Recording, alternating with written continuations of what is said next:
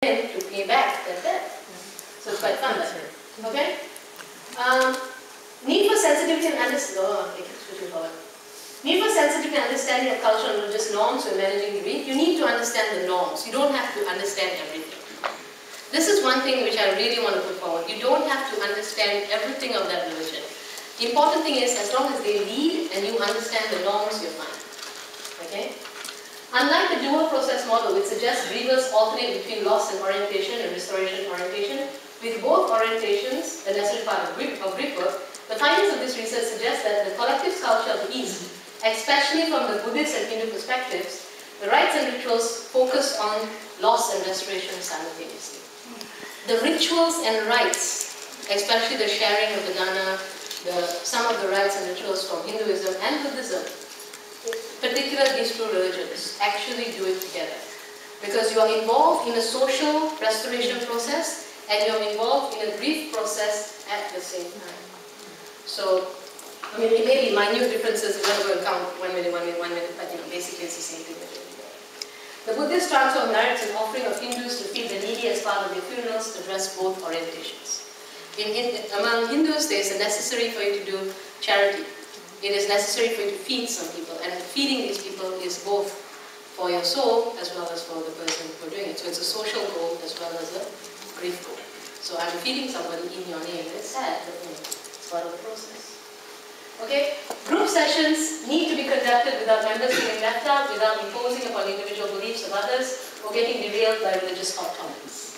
Now we all know religion is a wonderful thing, and we all know how easy it is to get derailed by religion. So it's not easy. Grief overwhelms. Language limits. Culture and religion inhibit sharing. In grief groups, which is what which I ran quite often, what I get was that people didn't want to talk about their religion. But when I did the research on religion, we find out how important it is to the grief process. But nobody wants to bring it up, because if I walk in with a Christian cross on my neck, and you come in with a Christian cross on your neck, then you both go, oh, I can talk to you. But if you see me with something else, a different religious symbol, and you're from a different religious symbol, you go, oh, can I talk to you about it? What if I say something that you don't know? What if I say something that you don't understand? What if you reject what I say? So there is that fear of, bringing up religion. So it's not easy. Okay?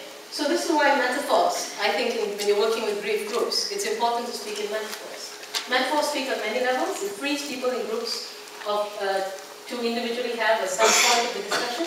Pictures allow groups to have a shared experience. It disinhibits people from talking.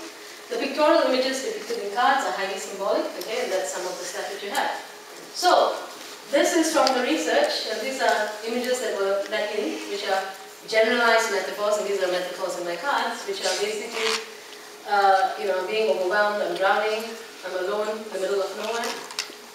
This is, life goes on, it's mysterious, I'm overburdened, and death. So these are generalized metaphors, which are some of the metaphors we use in our grief cards. Death metaphors, death and healing. Another thing I noted about cards, especially when you have strength cards or tools which people use, is that they hesitate to actually bring up the topic. They hesitate, it's always positive. Positive psychology has its place. It's just not, but it's death. There's nothing scary about death. People need strength, but they also need to see the death. They need to accept it. So having images of grief and loss, oh yeah, when this was printed, the printer was okay.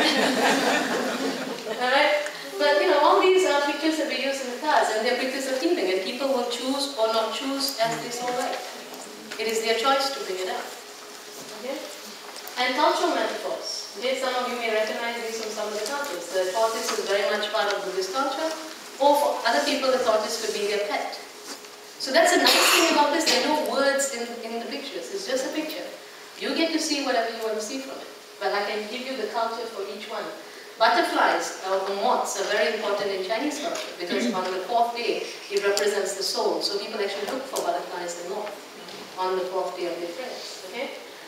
The eggs, which could be Easter eggs for some people, or actually for Chinese culture, it's the eggs, the red eggs are for rebirth. So each of these have different, numerous meanings, and the chrysanthemum has a lot of meaning for a lot of different people. It's used in a lot of as a lot of gifts for people and different things. I might be running out of time. In fact, I am running out of time. Okay? These are religious metaphors. Some of you may recognize this. Okay? These are the footsteps in the sand, which is probably one of the hardest of the images to actually capture. Okay? This is the Muslims. So we have all the different metaphors of the religions. Why do we have it? Like I said, it's permission for people to speak of their religion. Now, I don't have all the, not all the religions are in the cards. So what is the impact of that? That's why you have more than one religion in the card. The idea is, as long as you see different religions, you go, okay, I've got permission to speak. I don't have to worry. And in a group, what you do is you make sure everybody understands. You speak from your perspective. And you listen with an open heart. Okay?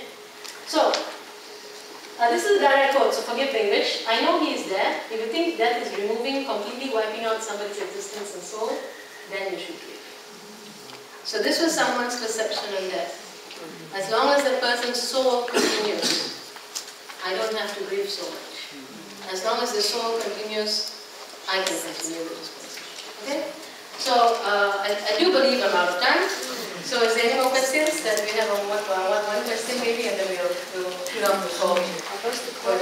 Yeah, those are my cards. Yeah. Okay. Yeah. Okay. The cards I have, they're actually 99 in the set. Let me just show you that. They're 99 in the set. It's actually for practitioners, so I don't have a book. I just have a paper because I figure you'll want more pictures than just cards. They are therapy tools, so they're not cheap. I sell them at $160 in Malaysia for the conference and sell them at $120. And I've only got 7. It's not actually available anywhere except with me because I self-published. Okay, thank you very much.